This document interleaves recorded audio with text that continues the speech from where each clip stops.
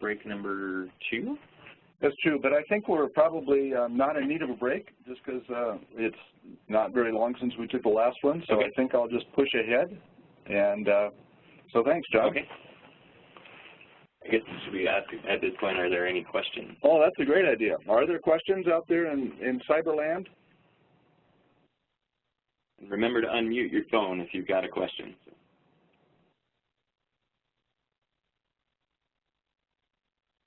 I'm not seeing any of the phones becoming unmuted.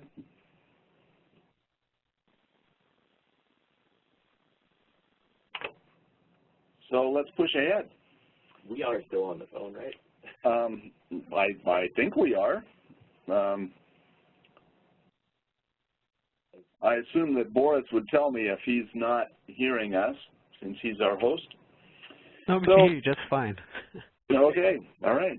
We'll just assume that there are no questions at this point in time. It always makes me nervous when there's no questions, because figure if you're asking questions, you're engaged, and it's making at least enough sense that you've got a question about it.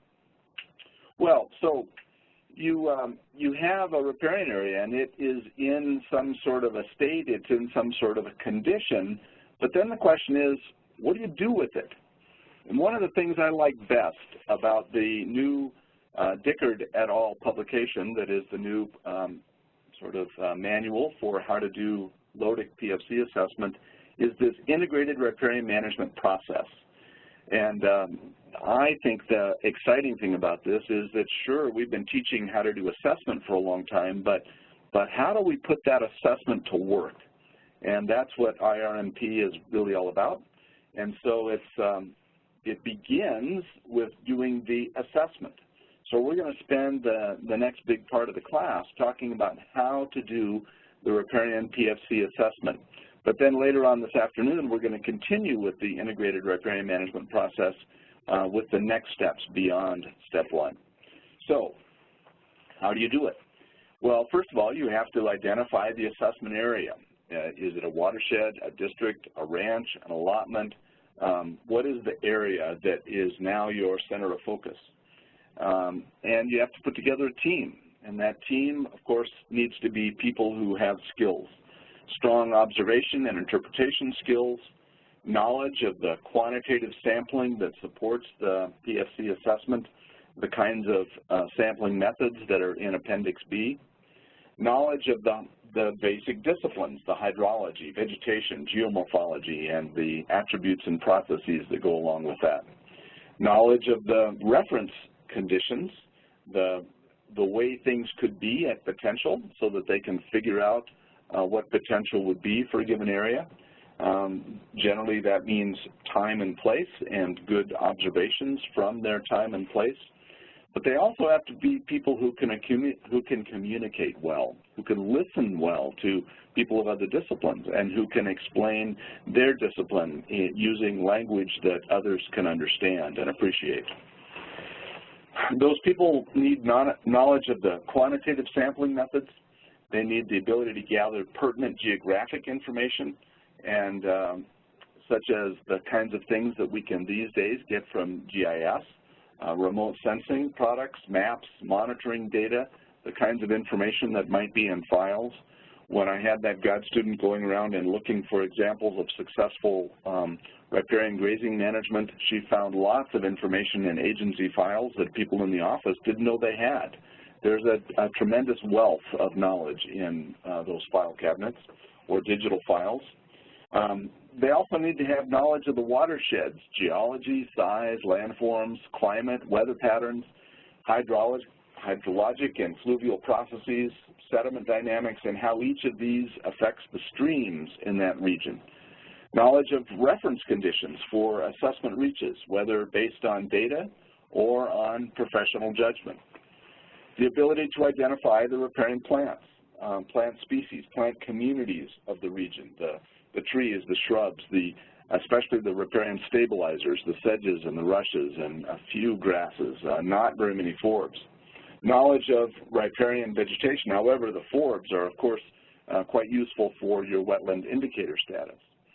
But beyond their ability to identify the plant comes their knowledge of what the plant is telling them, what its story is, how it came to be, what its reproductive strategies are, what's going on below ground, depth of rooting, root density, root strength, rhizomes, etc., disturbance and response recovery, the process of ecological succession in various kinds of locations, how widely distributed is a plant or narrowly, its ecological amplitude tells us for some plants, when we see them, we know very specifically about the ecological conditions there. For other plants, not so much. Soil water tolerance and dependence is hugely important, and that relates to the wetland indicator status. We'll talk a bit more about that later. The expected distribution, structure, abundance in different stream types, fluvial systems, flooding regimes, how do each of these things differ, and so how does the identity of the plant tell a story about the place? The ID team also has to be able to determine the soil texture, interpret soil features, particularly the redoxomorphic features that are tremendously useful for telling about soil moisture status, which is pivotal for plants because of this oxygen status, redoxic, the redox status of the soil, so that they can relate soil texture and soil water states to expected potential vegetation. It's the vegetation that is going to hold the soil together, but the soil is going to provide that sustenance for the vegetation, storing the water, making it available on nutrients, and so forth. The team, somebody on the team needs knowledge of geomorphic processes, including sediment sources, how materials move through the watershed with sediment storage, transport, dynamics, the influence of roughness elements and other kinds of things that influence sediment transport in channels because it influences channel velocity, sort of things they'd learned from the Manning equation. Some people on the ID team need to have knowledge of stream attributes and bankful indicators for a region, the ability to use stream gauge data and publications to determine the timing, frequency, and duration of flooding in a given area, knowledge of surface water and groundwater interactions within river corridors, including water tables, hyporheic exchange zones between groundwater and surface water, so that the part of the hydrology that is not visible is quite apparent by looking at the landforms and looking at the water systems and the water substrate, so that the movement of water through that system can be well understood. They also need the ability to document their assessment results and create a report, to make recommendations, to use the PFC assessments to result in informed, collaborative, adaptive management and monitoring.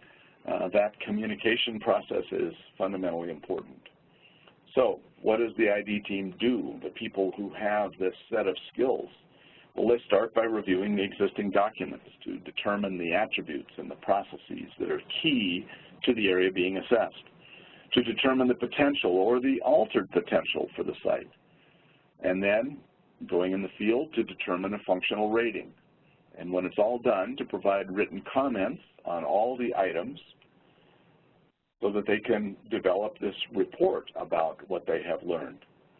Fortunately, these days, we have a lot of background technical references that are available at the NRST website. The website is provided there, easy to find online, and each of these publications can be downloaded at no expense on any computer. And so the team needs to understand the kind of information that is in these publications, reviewing the riparian concepts, the importance of uplands and tributaries to the riparian process, the mechanisms of the recovery process, and. There's just an awful lot of information now available in these publications, and the review team needs to be the kind of people who have studied riparian areas enough to understand it.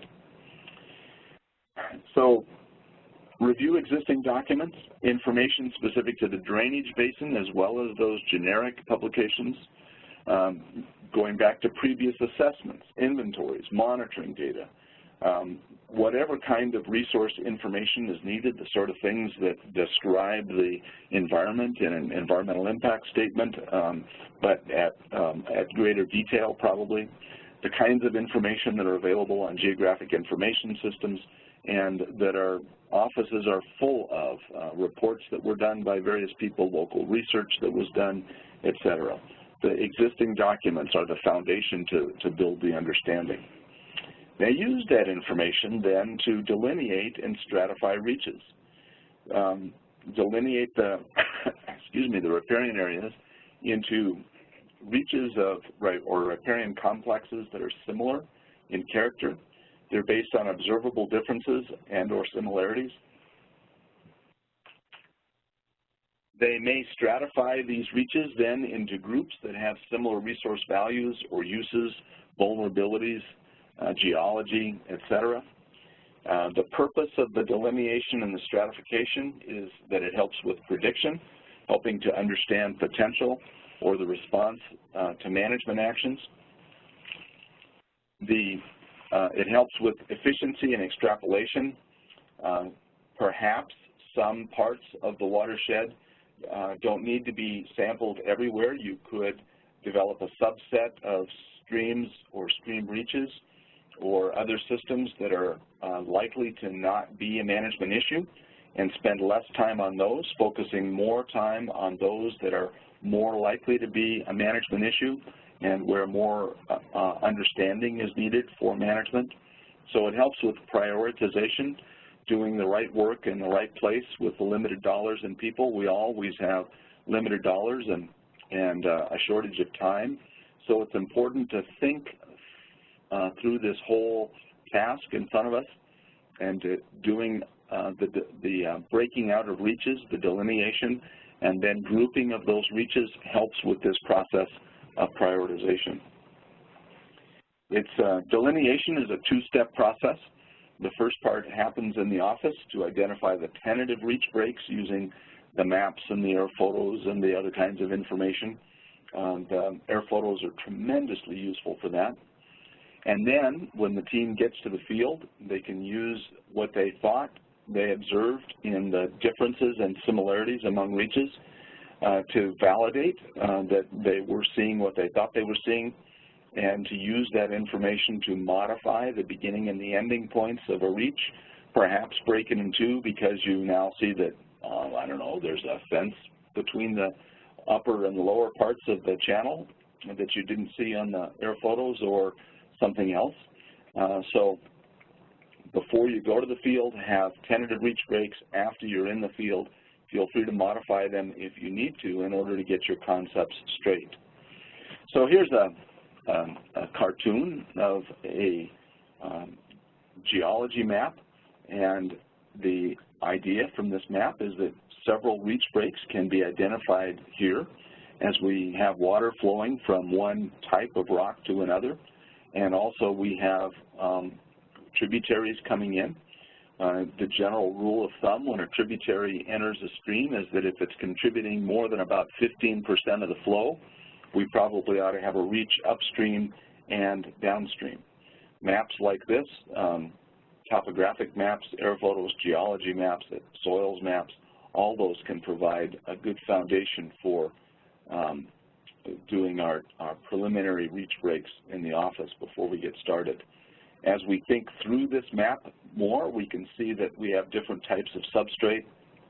These types of substrate are likely to result in differences in erodibility and sediment supply, also differences in groundwater hydrology, and so we can begin to add some reach breaks because of those other factors. The drainage area, the contributing area, has confluences. The stream flow duration is important, and sometimes you can get that information from a map. The blue lines on a map are somewhat informative. They will need to be checked in the field against the vegetation. Again, we're looking for the perennial and intermittent streams, and the parts of the interrupted streams that are perennial and intermittent Some of the blue lines on the map are going to represent simply ephemeral channels. Figuring out where that is going to be an important task. Remote sensing can help a lot with that because you can see the vegetation. In the end, you'll need to adjust based on field observations. Groundwater, surface water interactions are fundamental to watershed functions, the job of the watershed, capture, store, and safely release the water, and to the potential of the vegetation. John talked a little bit about the hydrologic regime, snowmelt versus storm runoff. That's a big deal for knowing when the water is going to be on the land. The topographic features are also important, so you can learn a lot from how close the contour lines, where they cross the stream, how close together those contour lines are, to know about the gradient of the stream.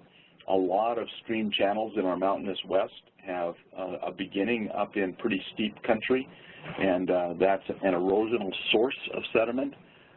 Then there's a sort of a transfer zone in the middle and a depositional zone at the bottom. When we get to wide open valleys with a low gradient, the force of the flow of water tends to be shifted from the bed of the channel to the bank of the channel, and that allows us to develop meanders.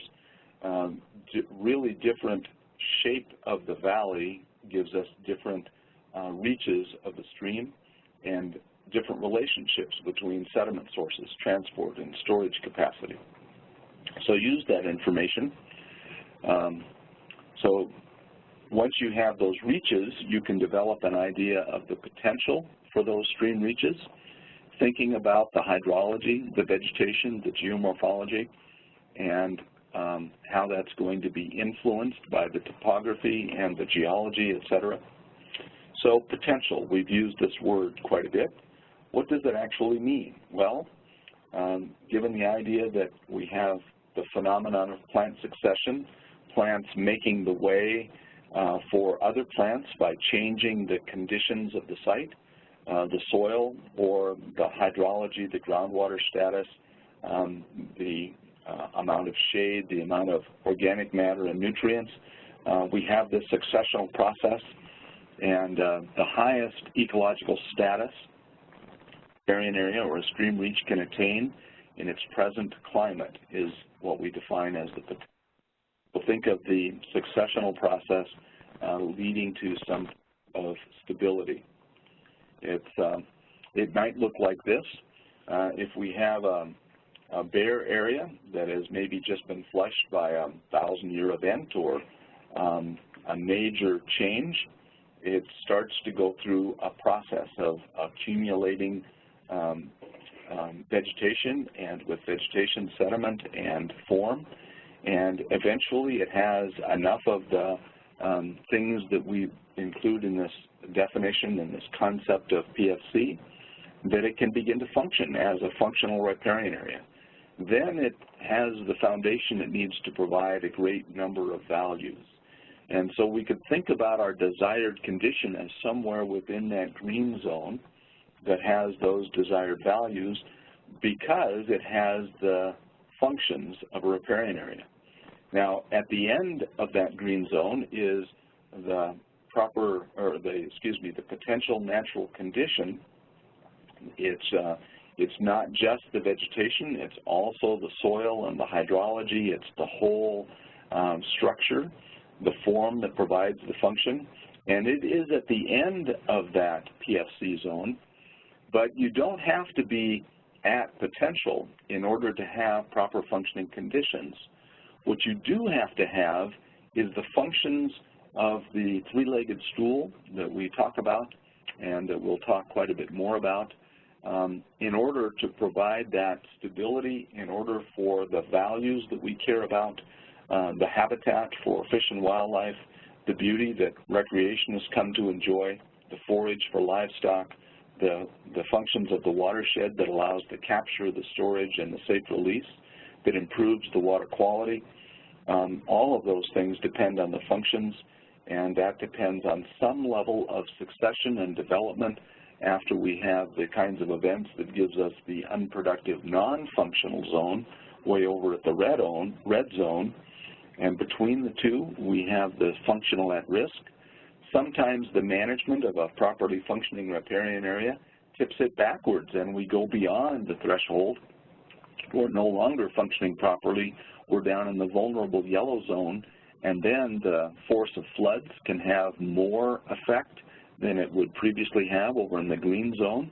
And we might go down to the red zone because things could simply flush out. We don't want to be down in that yellow zone or the red zone. We want to be up in the green zone because that's where we have the functions that provide the values. So potential, how do we use this concept? Why is it important? Well, understanding what functions live where on the landscape is tremendously important for the PFC ID team to get the accuracy they need for their assessment and to be realistic, to gauge the system about what it can actually be in that place on the watershed. One of the things I was most pleased to see in the original 1992 draft of PFC that I was asked to review a long time ago was that it didn't rely on a set of magic numbers for what riparian areas should be. It instead relied on the wisdom of an interdisciplinary team to understand potential in order to be relevant as they change across the landscape. And that IT team, I think, is critical to getting the PFC assessment right for a whole diversity of places as we see them across the landscape, so that we can sort out the differences between issues that are caused by management and the natural potential of an area. In this case, the management reach looks a lot different from what the reference reach does. Not that all reaches of a stream should look like this reference reach, but this managed reach could look a lot different, and it is missing a lot of functions that, if it was restored, could be brought back, and that would be pretty exciting. So there's some process tools for determining potential. The ID team can think about the kinds of things that John talked about, the climate, the landform, soil, geology, hydrology, vegetation relationships, and from that they can get clues. Regional and local riparian classifications are sometimes quite helpful. We don't have them everywhere. Where we have them, we can use them. A lot of those classifications are about community types, and the information about their successional status is a bit fuzzy because one of the things about riparian systems is that the plant community can change as the hydrology changes, and it's taken us a while to develop our successional concepts, but still there's some useful information there in riparian classifications. Historic information and photos are wonderful. Old family photos, you know, the family might have gone down to the creek to take the picture, and if that old family photo was back in the 1800s, that could be tremendously important. Not enough of those, but where we have them, we ought to use them. Species lists can be quite valuable, and if we combine those species lists with the habitat needs of those listed animals,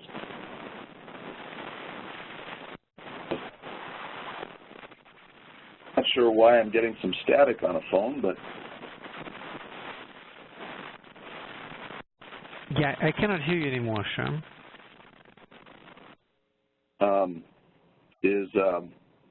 Is it my phone?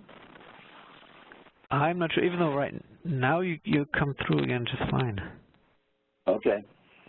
Well, hopefully it's a temporary thing. If it persists, we'll address it later, I guess.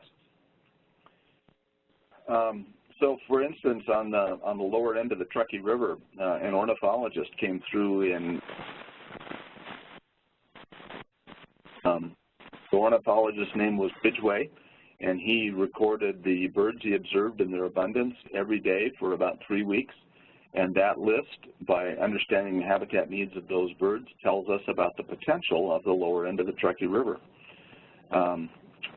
Sometimes there's past inventory or monitoring data that can help with identifying species or potential, the physical environment, before perhaps, say, an incision event or some other change, a wildfire or whatever. Reference areas are wonderful. The problem is there's not enough of them, largely because riparian areas are so attractive to so many people for so many different uses that the vast majority of them have been altered in some way, especially when we get to the part of the watershed where we have perhaps the most need for riparian functions, where we have wide valleys, floodplains that depend on channel form and process for floodplain access and energy dissipation and aquifer recharge and so forth. The reference areas for that kind of part of our watersheds is not as great. So we have to piece together our understanding from other things. One of the tremendously useful parts of that is soils, because soils are formed from the 5 forming factors: the parent material, topography, biota, climate, and time. Soils tell us a tremendous amount about the environment of that location.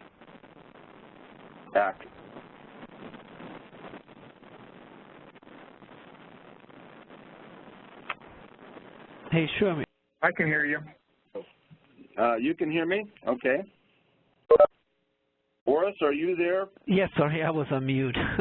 Oh. Yeah, no, we can hear you just fine now. Okay. Well, hopefully that solves the problem. So anyway, this idea of putting together potential for a lot of places is sort of like the profession of archaeology. You have to use clues in order to put the story together. An interdisciplinary team is tremendously valuable for that, understanding what this place in the landscape would have provided in the form of water and sediment and climate for growing what kinds of plants, and how would those plants have influenced those processes and so forth.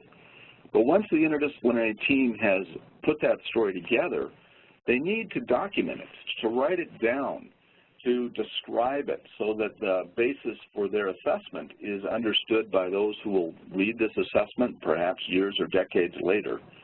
And of course for themselves as they reference back to that potential when they do their PFC assessment. So I mentioned the plants. We're going to focus a lot on plants today, species and communities, and the factors that influence them are fundamentally wetness. An awful lot of riparian studies from all over the West have found that wetness is the factor that correlates most dramatically with which plants are growing where. And a lot of that is the height of the water above the water, or the height of the soil surface above the water surface, the depth of the water table. That, of course, relates to the capillary fringe that John talked about, and the depth the plant roots have to go in order to be able to tap into that water. The substrate of that material makes a big difference for how fast the water can move through. That's going to be influenced by the channel conditions and sediment moving in the channel. Coarse substrate, of course, transmits water very quickly underground so that we can have fast hyporeic interchange, but it doesn't give us very much of a capillary fringe. Fine soils are just the other way around. Slope of the stream, the gradient, relates a lot to energy. The energy is all powered by gravity, and of course the expression of gravity across a distance is the slope. So slope makes a huge difference in giving us streams of different types and conditions, hydraulic and hydrologic conditions that differ. The size of the channel, the width and the depth, the amount of water, the kinds of force of floods, etc. All that leads to valley morphology. The geomorphic valley type is something that Rosgen has classified along with streams, and so it's a powerful tool. Here's a place along the lower Truckee River, and we can see from this that we had gallery cottonwood forests. That means that those trees had to get established. The forest doesn't have understories. It doesn't have young generations. It's an old group of trees that are dying out. And for most of a century, we were not reproducing cottonwoods throughout the lower Truckee River. The reason for that, it turns out, is because we were cutting off the flow, sending water from the river out to irrigation at the time when the cottonwood seedlings needed to be able to keep their extending root within a capillary fringe. And if we lower the water table too quickly, those seedlings die. At least the seedlings do if they're in the place where they need to be. Maybe you could get some seedlings growing in the middle of the channel, but the ones growing in the middle of the channel get washed away by the next year's flood. So in 1994, we had a channel that looked like this, and the old gallery trees tell us about the kind of conditions that used to be there, because we know the kinds of conditions that cottonwood seedlings need to grow. At about this time, we started changing what we do in the water, with the water flow, and working together with the water master. We were able in 1995 to use some of the extra water in a wet year that was normally going to be dumped. They used to dump it in the fall to get ready for winter storage, but that year they used it in order to gradually reduce the flow in the river in order to be able to continue to keep the roots of the cottonwood seedlings within the capillary fringe. And by managing those flows, we've been able to restore the riparian vegetation along the river. Some of the seedlings that were present in the previous photograph but would have been washed away. In '95, we had seedlings on point bars that began to survive, and now we have some arcuate bands of trees, and those have allowed the point bars to continue to build, and with them we're building back sinuosity. And so the story, as identified by the interdisciplinary team, can be of a stream reach with a potential that is very different from what it was apparently back then. But with an interdisciplinary team, you can understand that these processes take it towards some future potential that is quite different from its present condition. And understanding that and understanding the functions, the mechanisms that are involved, is tremendously important.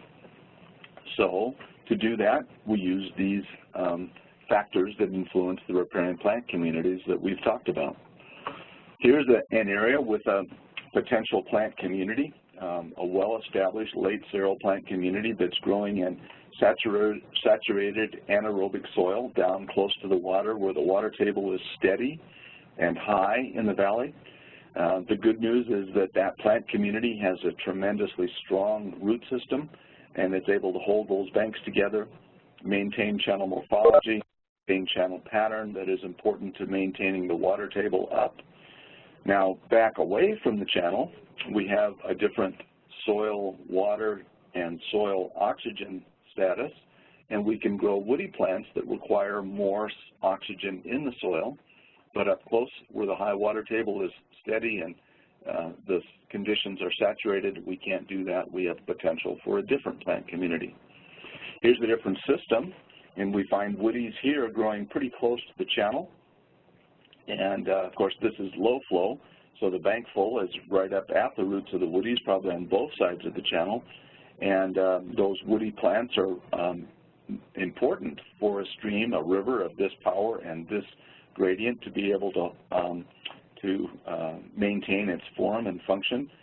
We also have coarser substrates that allows the oxygen to be in the soil in the root zone so that the oxygenated water can be available to those woody riparian plants.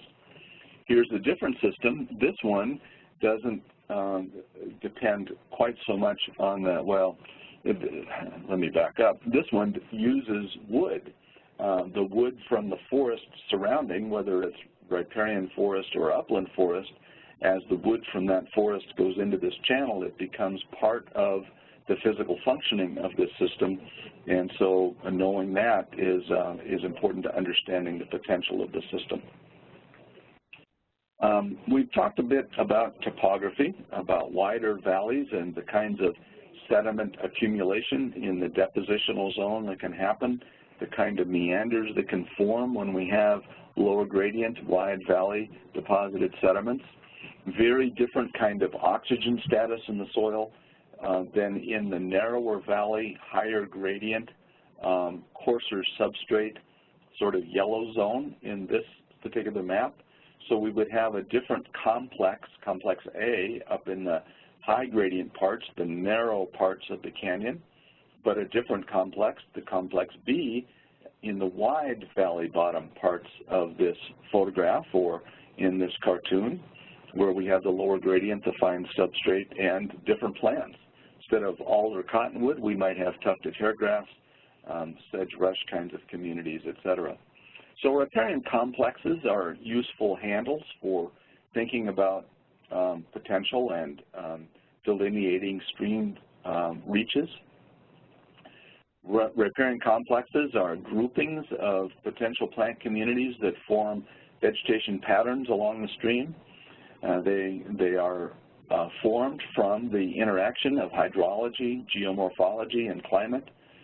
To understand them, the IT team ought to think about valley bottom gradient and widths. Widths of the valley shown in the previous photograph, very good clue. Also the geology, the sediment amounts and size and characteristics, the depositional features and the ability to deposit the sediment and create soil characteristics, elevation and climate. Elevation has a lot to do with temperature and also hydrology. The ability of the riparian zone to provide the water is certainly an ameliorating effect on the climate, on the water part of the climate, which is the water is a limiting factor for vegetation in most of the West. And in riparian zones, that water is coming from the groundwater. That's what allows us to have the persistence of the water that allows us to have the riparian vegetation.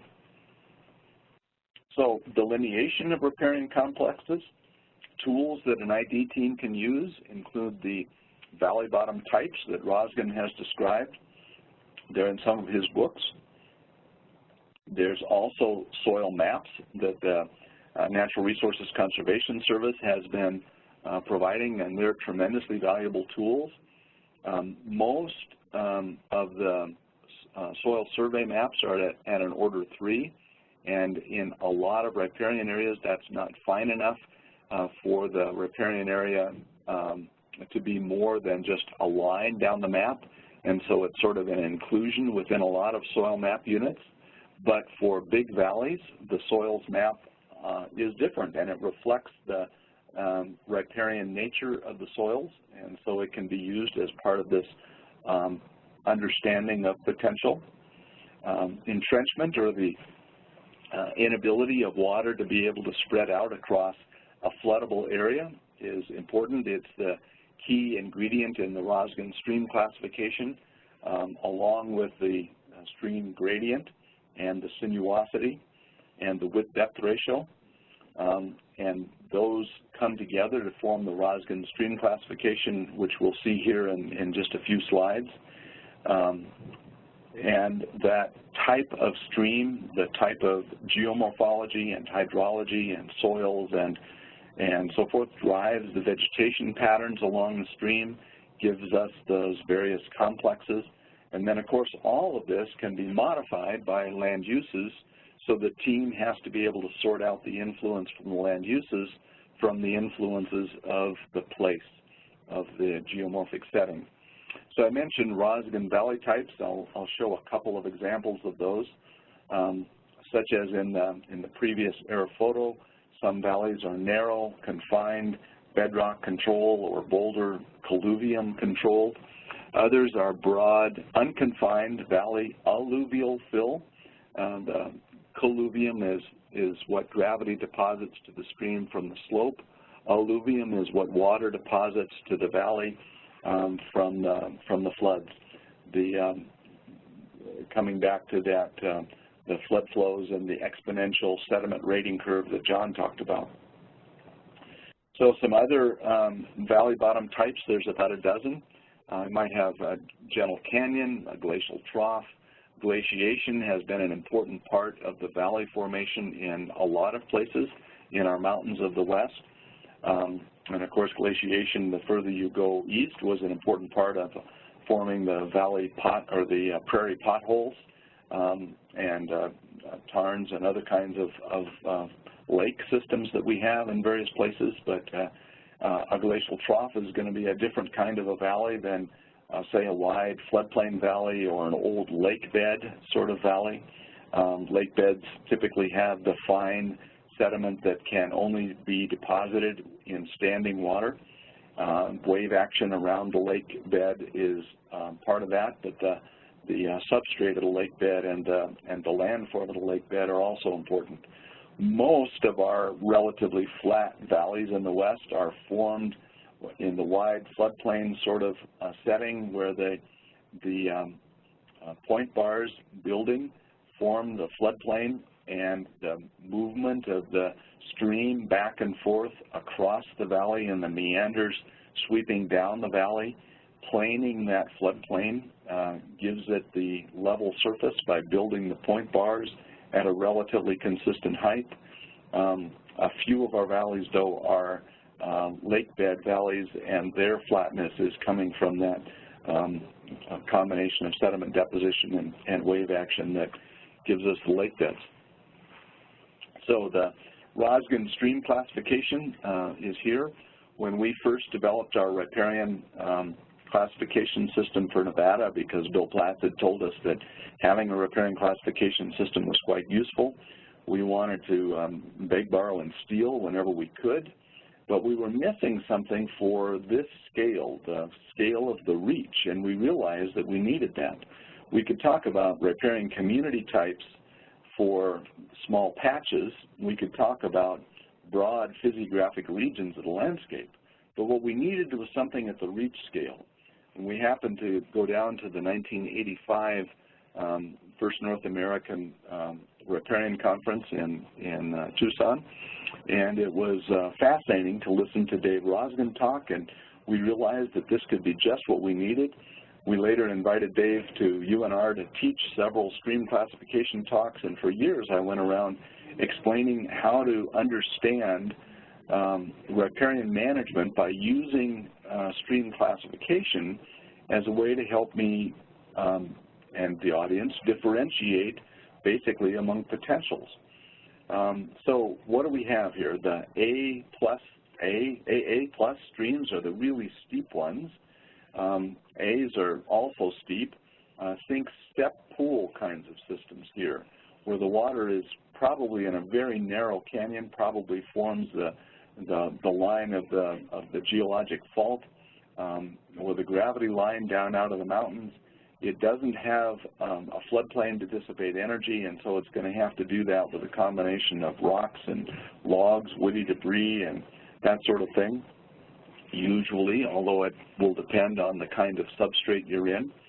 When we get further down the valley, we get into that transitional or transportational reach, the sort of B reaches that are moderate in their gradient, but also moderate in their width-depth ratio, and they're moderate in their entrenchment. They have some area to spread out when the water gets high, so the energy doesn't concentrate quite as much on the bed of the channel, but it doesn't have a wide floodplain either that allows it to become really depositional. When you get to the low gradient, wide valley parts of the mountain, of the valley system, the landscape, then we can shift the energy to the outside of the bend, to the banks, form the meanders. If they're relatively high sediment systems, we have a potential that is more like a C. If they're in the process of healing, they may currently be in the state of a C, but some of those systems with vegetation can narrow the channel and increase the sinuosity, and we may move from a C to an E channel, which is a narrow, deep, active channel, but a very wide, shallow flood channel. Tremendous floodplain access, which allows the energy dissipation, which allows the vegetation to be able to handle the flood forces, And I have seen photographs of E channels that have been through dam break events that maintain their form and function. The narrow, deep channel, of course, is going to provide an aquatic environment that is tremendously valuable, but it also is a very stable environment. We know it's very stable because those meanders take a very long time to build. They're very stable banks, so they grow very slowly, and yet the tremendous sinuosity tells us that those meanders have been building for a long time in the E channel. And so they are tremendously stable, tremendously valuable for all kinds of purposes. Much of that land is on private property, and it's very much in the interest of the private landowners to be able to maintain the high water table that comes with the vegetation, that comes with the form and the function.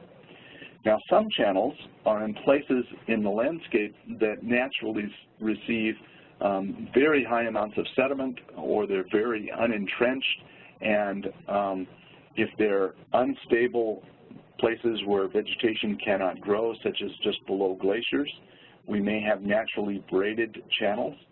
If they're in places that are further downstream and maybe they were braided, but vegetation has been able to take over control of the channel, we may have anastomosed DA channels, sort of like the veins on the back of your hand. They part and come back together, but they're always in the same place because they're very stabilized by the vegetation. D channels are not stabilized. They're naturally going to be moving, changing on an annual basis. Now, if a C or an E channel becomes incised, perhaps because an earthquake allows a head cut to get started at the bottom end of the valley, or perhaps some management allows a head cut to get started at the bottom end of the valley, and that head cut moves headward, which is what head cuts do, or we have some other channel incision starting process, maybe channelization.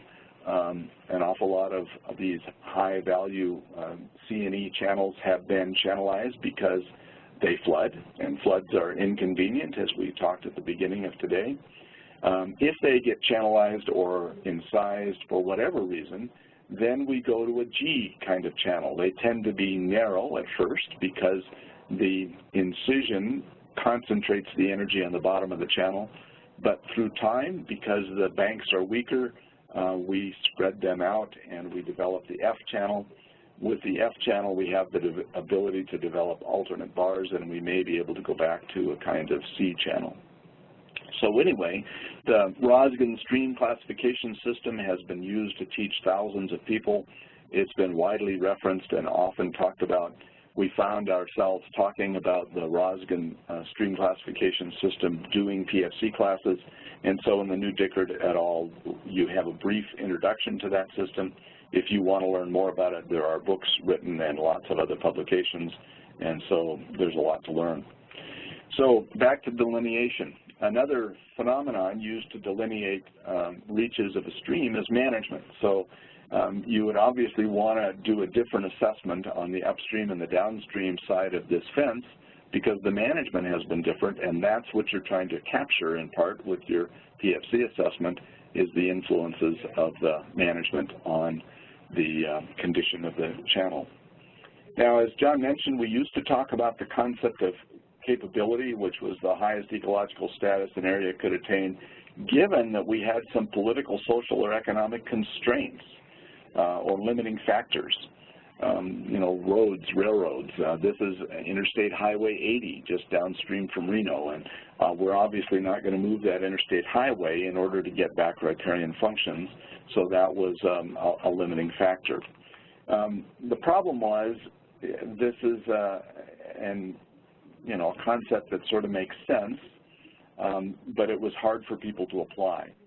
And so the current Dickert et al. Talks about the technical reference revision is to altered potential instead of capability for these direct human alterations. Capability was simple to define but difficult to consistently apply. capability precluded some altered systems from ever achieving PFC if gauged against the historic potential or the potential natural condition. And so we're switching to this other idea.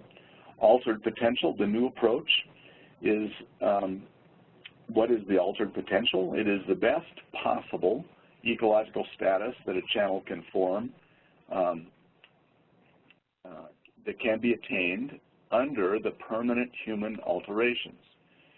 Permanent alterations include these things we've talked about: railroads, dams, diversions, channelization, levees, roads, groundwater pumping, related permanent alterations that affect the potential of the reach, or what that reach could become. If we could take the hand of people away, well, in part, the hand of people will always be there. So the proposed guidelines for altered potential are that direct alterations, limiting factors that are present, that have created predominantly artificial channels and conditions for a large part of the reach. If you've got that kind of a situation, then it's really not an appropriate place to do PFC, because we're using a measuring stick that isn't measuring something that we can actually get to. So it's an altered potential, and yet it's so altered that we would not do PFC there. For example, in this case, we have a diversion of 10% of the low flow and less than 1% of the high flows. We have the same plant communities and the same channel type can still exist. So in this case, we would do a PFC assessment. There'd be no reason not to. We can achieve riparian functions, the kinds of things that go into the definition. Are the direct alterations present, but the overall channel reach, potential of the reach remains unchanged, then you can use the potential concept and you can do PFC. Here's another example. We have a diversion of 50% of the low flow, and it's caused a drop in the water table, and the potential has shifted from hydric to momesic plant types. In this case, are the direct alterations present? Well, yes, but the overall potential of the reach has therefore changed, but it's not predominantly artificial. So here, what we would do is not use the old idea of the potential, and we would do PFC assessment because it's not primarily an artificial channel, but we would have to describe a new potential. And so that's where the knowledge of the interdisciplinary team comes to play, putting the pieces of the puzzle together. Understanding the attributes and processes determining potential or the altered potential. If you do not spend the time, if the ID team does not spend the time to develop an understanding of these attributes and processes, then their judgment about PFC will be incomplete, and it could be incorrect. So how do they do that? Well, first of all, they plan, and part of that is the time when to go do this. There's some on-the-ground reconnaissance. That's usually involved in most PFC assessments. After the office work, there's the work on the ground. Some PFC assessments are done primarily in the office using remote sensing data. There's a publication about that. There's a whole variety of remote sensing and other kinds of GIS kinds of data available these days. Usually when you do that, you ground truth about 25% of the reaches to make sure that your calls are good. And sometimes you use a combination of these depending upon priority. More remote sensing on some kinds of reaches that you're not terribly worried about, more on-the-ground assessment, and those where subtleties that you can only really see on the ground are more important to observe. Typically, the ID team starts at the top of the watershed and works downstream, using their knowledge of the watershed as they go downstream, and then if they find that they have something down in a downstream reach that changes their idea about the vertical stability of an upstream reach, they can go back and adjust their ratings if needed. item 16 on the assessment is about vertical stability, and it's fundamentally important. If you see a head cut below, you probably would need to adjust at least some of the reaches upstream. When they do this work, they also need to consider recent high magnitude floods that may have reset the system, and so always looking at the hydrology is useful. I remember in a stream ecology class way back in grad school, the professor offered a $20 bill to anybody that could find an aquatic ecology, think macroinvertebrates, research paper that reported what the previous flood history had been on the channel. And he kept his $20 bill, as I require. But it's important for the ID team to think about that past flood history when they do this work. So step one, D, you go out in the field. Finally, we're ready to go to the field and do the PFC assessment. When we do that, there are 17 assessments. Maybe it's done in the office, but still there's 17 questions about the attributes and processes. We call them items. Remember that PFC is based on this three-legged stool, the water, the vegetation, and the geomorphology. So the form is broken into those three sections. And for each of the 17 questions, the team answers yes, no, or not applicable. And sometimes, some questions you can answer not applicable. Not applicable is not an appropriate answer on some of the questions, and we'll talk a bit more about that later. There was a time when we thought we could convey clear information by marking things on the line because they were sort of there but not there the way they should be.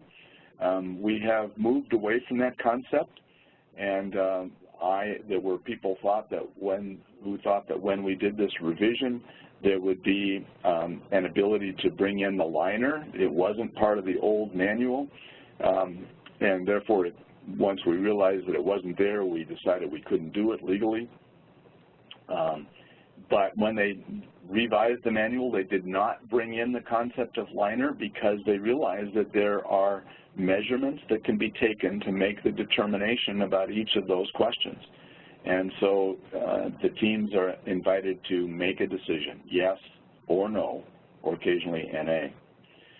Now, forever we've talked about notes for the no's, but in the new Dickard manual, we really emphasize that you need to take notes and to record, the team needs to record their rationale for why they make a decision yes or no. They need to record information. An important part of the information, for instance, in the vegetation section would be to have a species list for that reach so that people who go there in the future will have that leg up for identifying species and also the leg up for understanding how the species composition may have changed, but also a leg up for the ID team. If they start with species identification, then they're going to be much more fast and able in doing the rest of the assessment.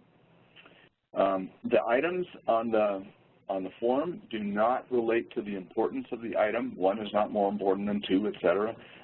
In fact, the importance of the items varies from location to location, depending upon an area's attributes and processes. Because of that, they really can't connote and don't any level of importance. The assessment of an individual item often affects future management, restoration, monitoring actions, regardless of the functional rating. So pay attention to each of those items because they are telling the story. One of the things that I think is most valuable about a PFC assessment is not the rating you get at the end, but the story you have about what's going on there, what is happening there, what is the vulnerable part of its functioning, what is the thing that management might be able to make a difference in. If there's a yes, if a yes is not within the system's potential, then an NA would be appropriate. A reach does not have to be at potential for an item to be a yes, but the answer depends on the condition needed to meet the definition of PFC and to maintain stability within some sort of natural range and variation in the things like the kinds of flows we're going to have and the kinds of growing conditions we'll have and so on and so forth.